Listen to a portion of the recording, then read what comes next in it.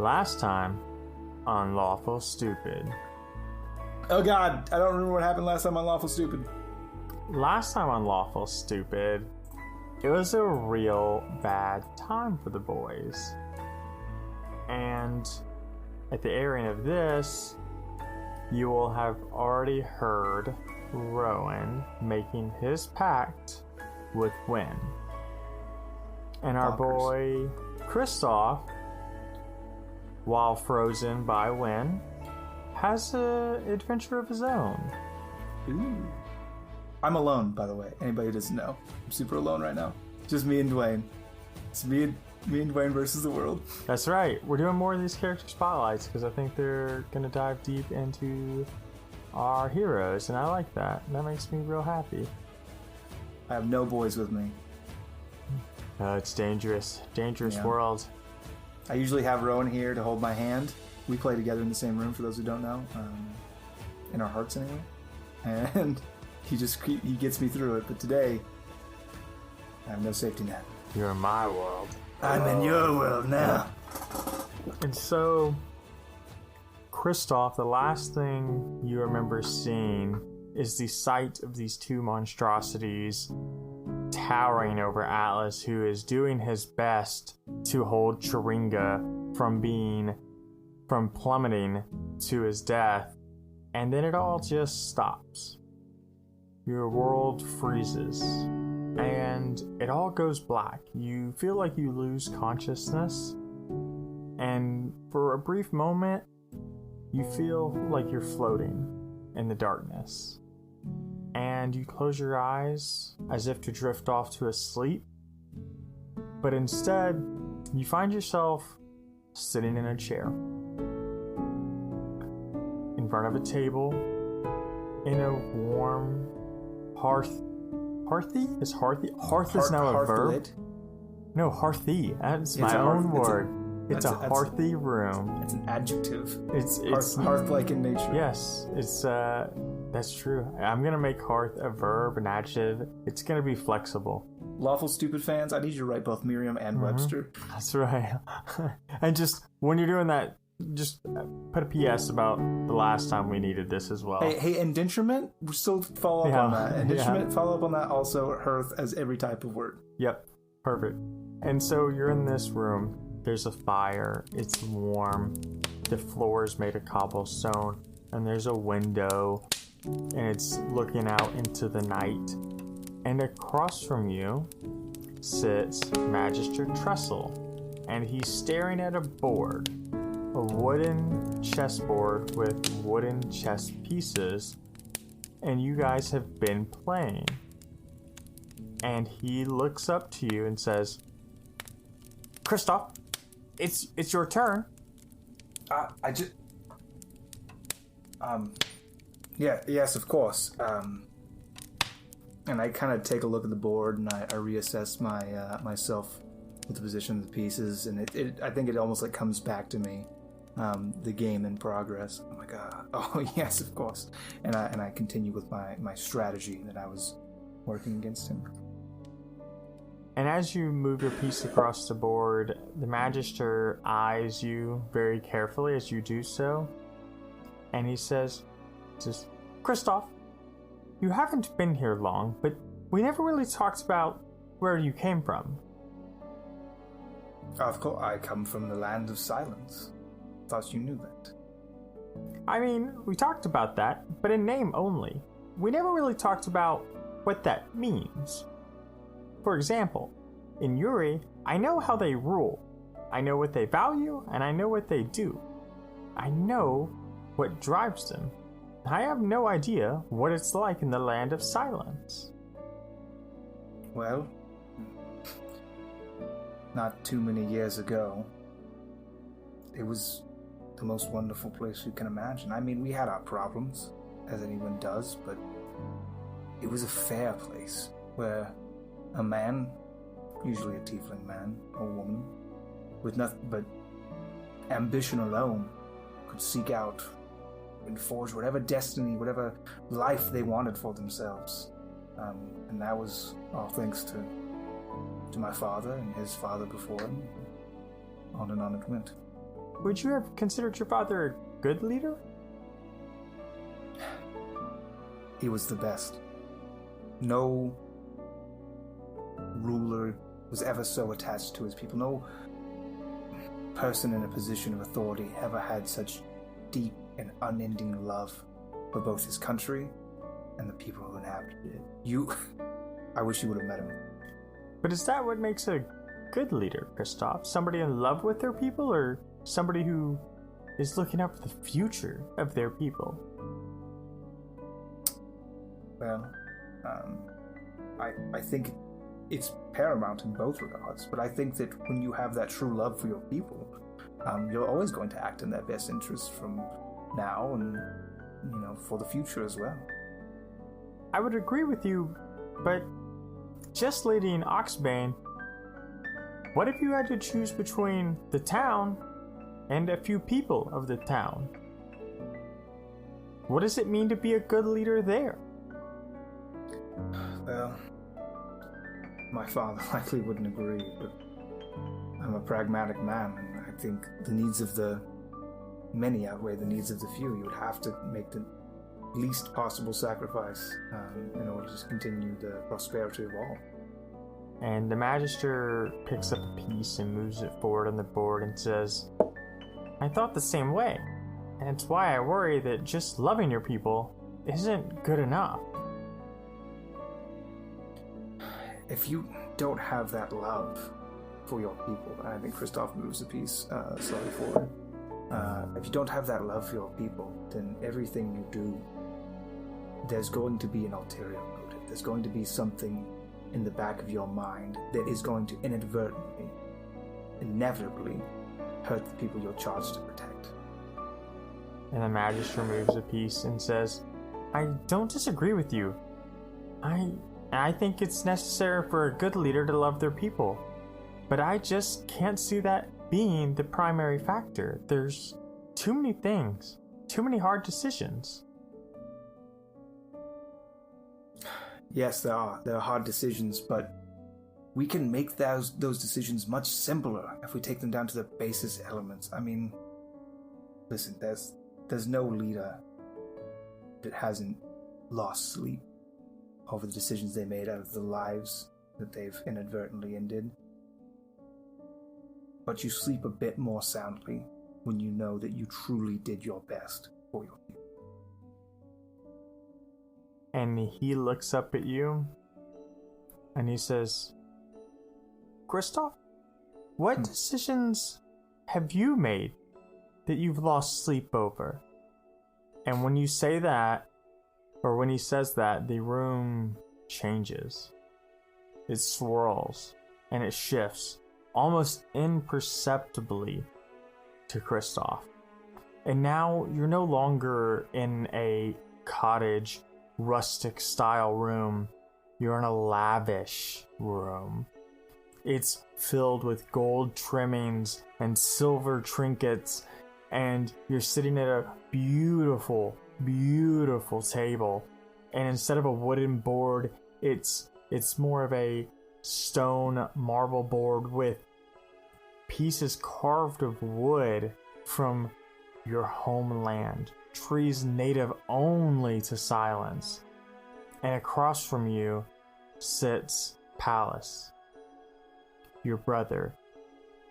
His strong jaw but thin face, and a much lighter-skinned tiefling compared to you or your father, and a game that you were winning against the Magister, you're now losing, and you feel like you're not even sure what the rules to this game you're playing are. And he says to you, are you going to make a move, or what? I kind of shake my head and rub my temple. Yes, it's my move. It's not a surprise that Father puts me in charge, if that's how you're going to be playing a game, brother. Father puts you in charge of nothing, Pallas. I feel like he puts me in charge of everything. No, you usurped me. You're a usurper. Ah, brother, these delusions, they're not healthy. You should take more of your medicine. And move your piece. I don't have all day. Kristoff kind of just, I think, moves any piece. I think that he's not really sure what's going on. And he just picks a piece and moves. Maybe not even the way the piece moves. Well, so you move this piece and Palace sneers. And he says, you can't win if you don't move the right pieces, brother. And he shifts the piece back. You can't do that. Yes, of course. Court rules. I pick up another piece and move. Yeah. And he says, Kristoff, if you're going to stay in the courts, you're going to need to get on board with the way the regime's going. We're going to have to make some hard decisions, brother. Like what? We don't have enough food for everyone outside of the walls. Not right now, anyways. Brother, we just had a huge feast for those ambassadors from Yori. I mean, it was lavish. Half of it went to waste. That kind of proves my point. We don't have as much food as we should have to do something like that. But the value outweighs itself. Having a relationship with Yuri could prove quite profitable for the kingdom. The thing that profits our kingdom is when people can sweat and bleed and toil for it. When people are capable of working and they can't do that if we don't have food. We must ration, brother. You know this. Oh, they will bleed and sweat for the kingdom, brother. They just may have to do it with emptier bellies while we get things back in order. And as he says this, he takes a swig of wine and eats some fresh grapes. Palace, this isn't you. We grew up together.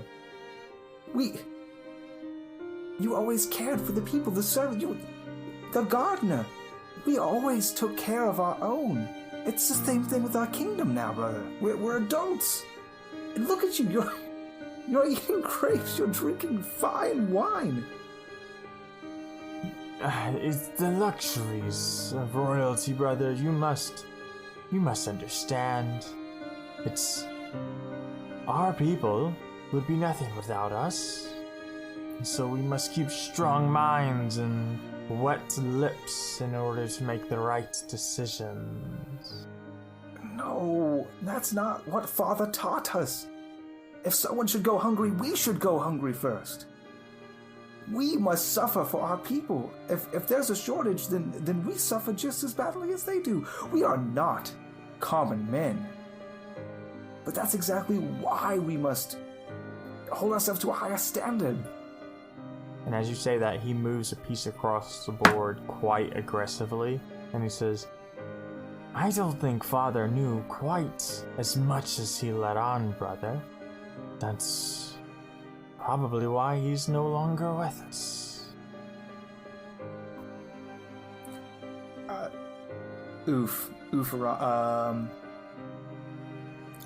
I just move a piece, right? I mean, whatever piece he just moved, I'm taking. I don't care what the better strategy is beyond that. I'm just like aggressively taking that piece. Brother, Father was the greatest ruler we've seen in silence in our, albeit short, history. How can you say these things about him?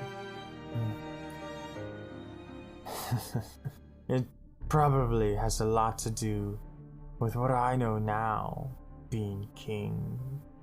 And he taps this simple band around his head, the very traditional crown of silence made of simple ivory.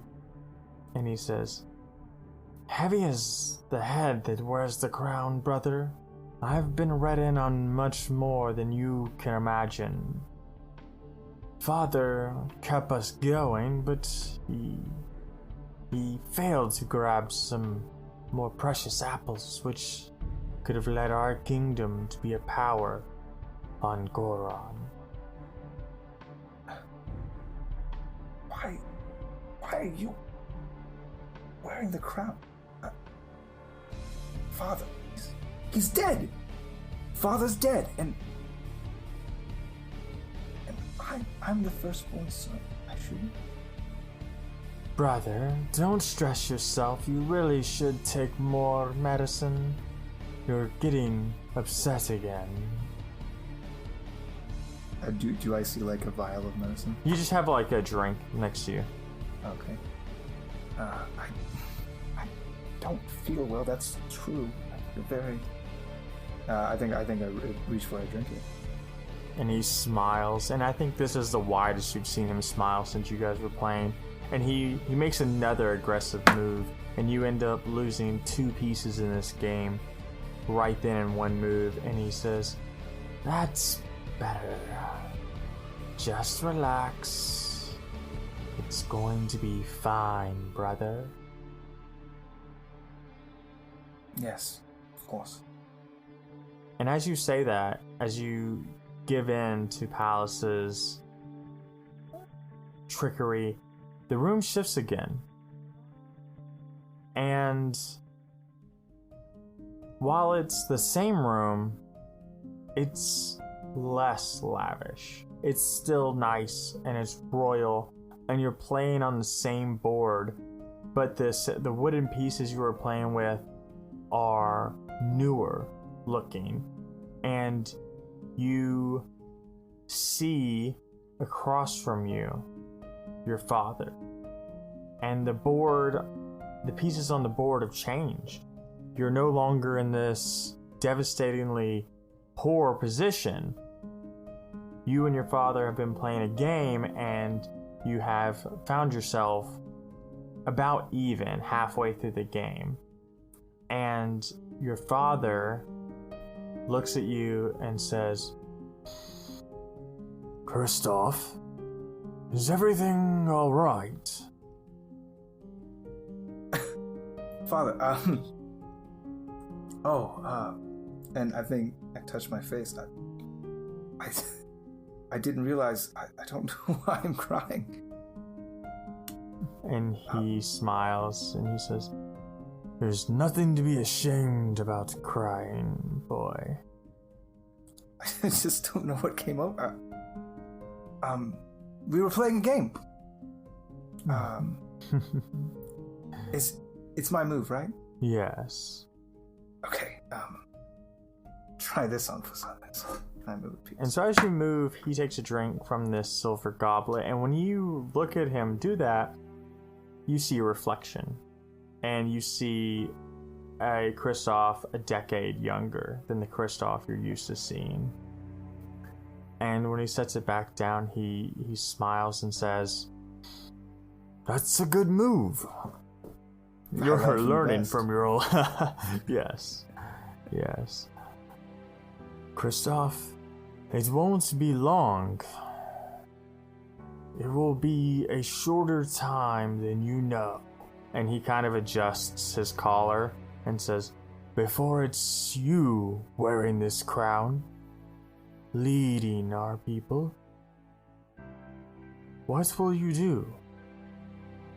I don't know about all that. You've got quite a few good years left, and you can't just abdicate and leave me with your messes. And when you say that, he frowns. And he begins to gray and get frail. And your memories of the dethroning return full force. And he looks at you with these sunken eyes and says, "You left."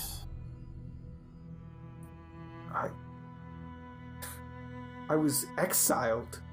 Palace! He did this. I was never sick. You were the one who was sick, and he took advantage of that. You left and never went back. What could I have done?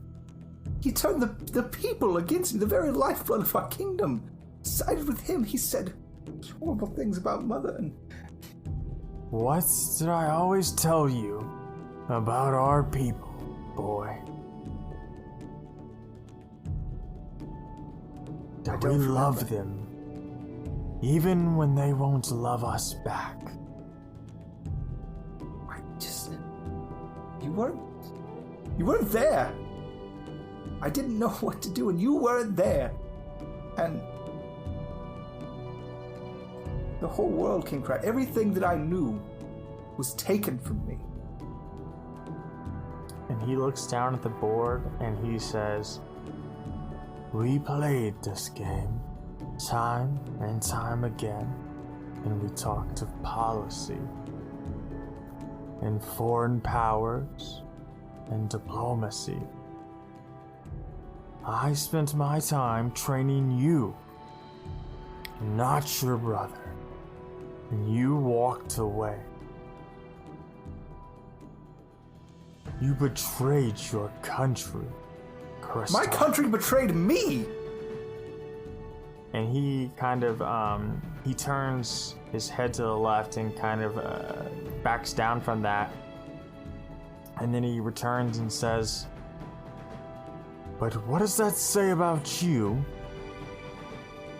What does that say about your love? That their betrayal is enough to waver it? Do you think I care about this country so little that them betraying me is enough for me not to love them?" But what about your son? You've got enough love in your heart for every person in silence, but when they turn their back on me, your son... I don't have as much love as you, Father. I never did. No man did. Or ever will again. There are great people in this world. In Goron, I've met a great many of them. And your heart is greater than you know. You will meet people, and hopefully you will come home. Treachery on your end or ours, I don't think it matters, Kristoff. I don't know if I can. Then I don't know if you should. And when he says that, the room swirls again. And this lavish room, the walls fall away. And the marble floor is dirt. And the table you sit at is a dark, rotted wood. And the chessboard, or the game board, is that table with crude chalk drawn on it. And your pieces are rocks and stones and pebbles. And on the opposite side of you sits a figure in a dark, woven cloak and a silver dragon's mask. And it says to you, "Are you going to make a move or not?" Oh, of course it's you. Here we have it, ladies and gentlemen. The subject of all my woes. You, whatever, dragon? This is how you come before me? My ancestor? You show up now? Still blaming other people, Kristoff. Blaming other people. Your ancestors, your family, your people? When will you start taking responsibility for your own actions and your own circumstances? If it weren't for you, Palace wouldn't have been able to turn my people against me. These damn scales! Because I look a little different because they still cling to their infernal heritage, even though we've a civilized people, we've moved on from that. Because, of course, I'm the Silver Serpent of Silence. Of course, I must be evil. I must practice dark magics because, what, I was born with a little innate ice talent? That means you can call my mother a whore? That means you can cast my father out of his throne? That means you can take what's rightfully mine? Kristoff, I can't begin to tell you how wrong you are for blaming anyone but yourself. Your father's choices were not yours. Your mother's choices were not yours. But that does not give you the right to blame everyone else and do nothing about it. I think it's your move. And he looks down at these pieces and he picks a pebble and he moves it on the board. And you guys go back and forth a few moves until you both have your larger rocks and a small pebble on each side of the board. And the Silver Dragon Mask moves the small pebble in range of yours and says, "You're an adult now. While young for your species, I believe it's time you stop acting like a child." I don't know what you can possibly mean. I am out here doing everything I can to help people in need. Maybe not the people of Silence, but the people of Oxbane, people of Yori. They need someone too. Were you helping them when you decided to stay in Yori to enjoy that lavish town? I wasn't there to enjoy spoils. I wasn't there drinking every night like I've been doing for the last year. I was in there trying to learn something, trying to become better, trying to figure out what I can do to build in this world instead of tearing things down. You can mask your avarice with the rest of the world, but we both know you wanted that artifact. Of course I wanted the artifact. Of course I did. And you let that avarice cloud your judgment, and you decide to stay longer. And who suffers? The very people of Oxbane you swear you're for? I didn't know.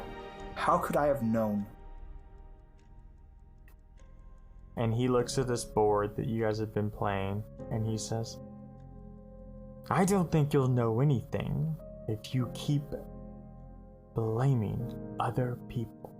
And you keep forcing this idea that you had no other choice, or that you could not have known, that you could not have done something different." I'm doing something now. I'm risking my life. I'm in some damn cave right now. I'm probably about to die.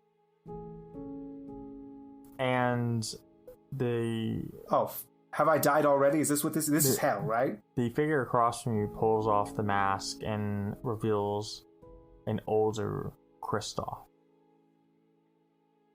And this you across the board says, "Oh no. We've been to hell already. It's much worse. But I can guarantee you, if you keep acting like you are now, I may never exist." So what do I do then? What do we do then? And he thinks for a moment as you make your move, he says, "You know, I've always hated time travel." It smells horrible. "So I can't tell you what you should or shouldn't do. I just know that if you continue on not taking some personal responsibility in this world, we won't last, and silence won't last." Silence. I can't give up on it. It's my home. But I can't do any good anywhere else if I'm always dwelling on the past. What was it that Father always told us? To love the people. He didn't just mean the people of silence. But it's my home. I know.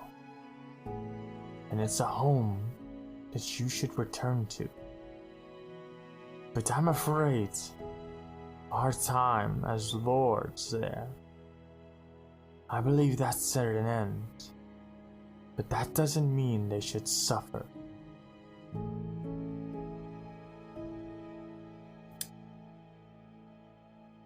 I look at the board, and we've kind of been going back and forth, I think.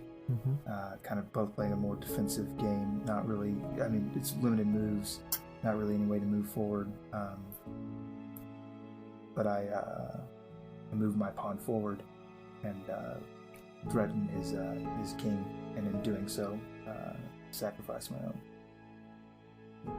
And as he makes the move against your king, leaving a pawn on the board alone, he looks at you and he smiles and he says, "I believe there's hope for us yet."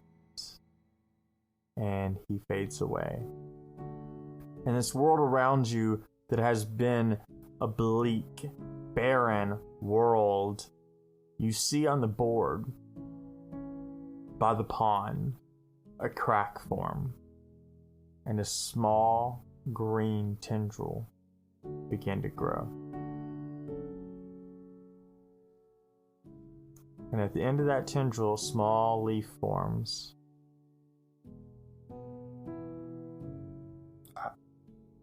I observe it.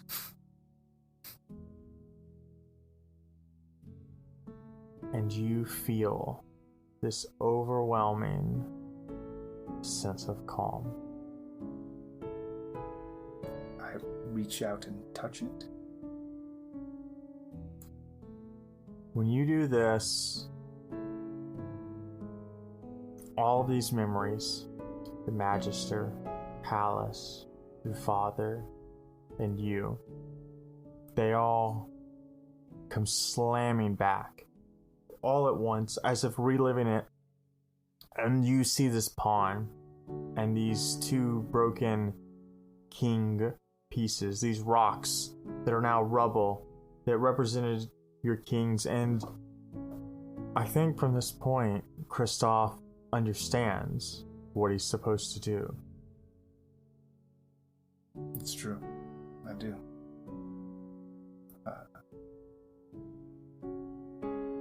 Yeah. And as that enlightenment, that thought, this experience, this change in his world occurs, it shakes him. And the world, in order to destroy the enemy king, I have to give up my own crown. And only in doing so will I be able to spare the pawn. the world around you begins to fade, and as it's doing so and you're falling backwards, you see this image of Atlas and Rowan in the distance, and they're waving you over, and you feel compelled to run, but your legs don't move, and you see a copy of yourself heading towards them, and he has in his hand a simple ivory band, and he looks at his friends, and he looks back, and he throws the band down and runs to join Atlas and Rowan. And that's where we're gonna end this episode. I got goosebumps. That was pretty good. Oof. Those are much harder episodes to play, listeners, because they're very serious. That's not our default at all, but no, I absolutely love everything about it. Dude, hope you enjoyed it. Yeah, we hope you enjoy these. We really want to hear feedback on them because we're putting a lot of heart and soul in these episodes.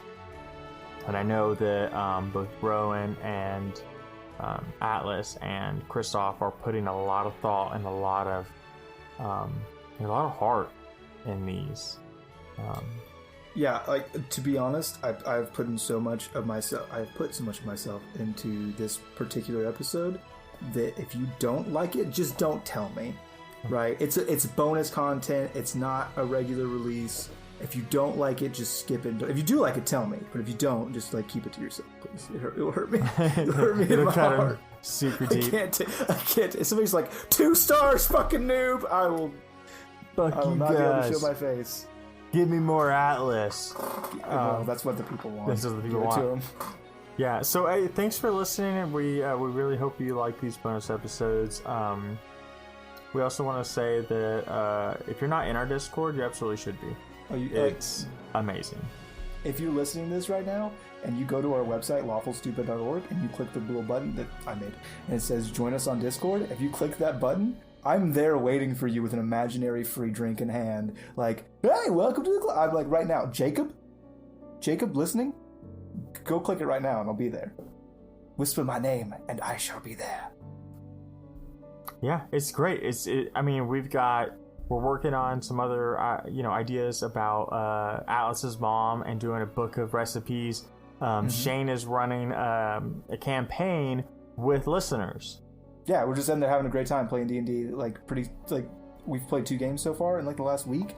So whenever I'm bored and the boys can't play with me, I'll be like, hey guys, who wants to play D&D in Shane's campaign world? And you can do that. And it's super fun. It's really great because it's really helped. Our fans really become the babysitter for Shane. And it's really helped us as a group. Takes the load off it does. Dwayne and Alex and Devin, because they don't have to keep up my coin.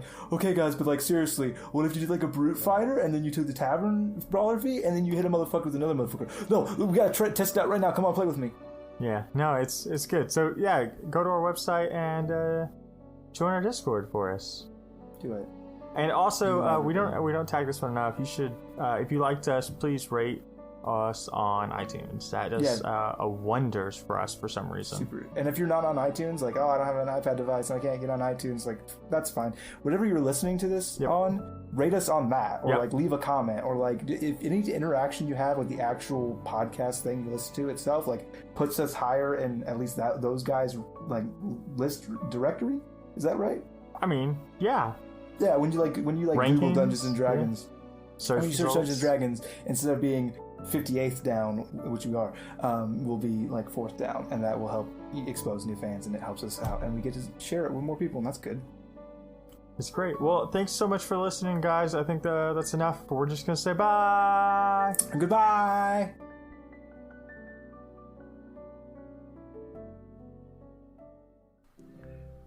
We are storytellers.